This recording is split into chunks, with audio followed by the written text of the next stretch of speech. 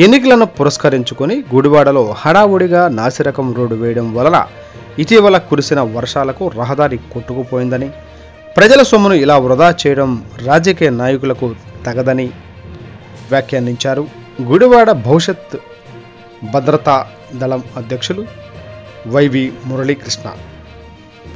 గుడివాడ విజయవాడ రహదారిని బాగుపరుచుకునేందుకు గుడివాడ ప్రజలు చేసిన పలు రకాల ఉద్యమాల ఫలితంగా గుడివాడ నుండి 5 కిలోమీటర్ల రహదారి నిర్మాణానికి 16 కోట్ల రూపాయల నిధులు మంజూరయ్యాయని, అయితే 4 కిలోమీటర్ల రహదారిని నిర్మించాక కాంట్రాక్టర్లకు బిల్లులు చెల్లించకపోవడంతో వారు పనిని ఆపివేశారని, కానీ ఎన్నికల నేపథ్యంలో మిగిలిన కిలోమీటర్ దూరాన్ని కూడా నిర్మించడానికి హడావుడిగా పనులు చేయడంతో ఇటీవల వర్షాలకు రహదారి పాడైపోయిందని ఆయన మీడియాకు వివరించారు.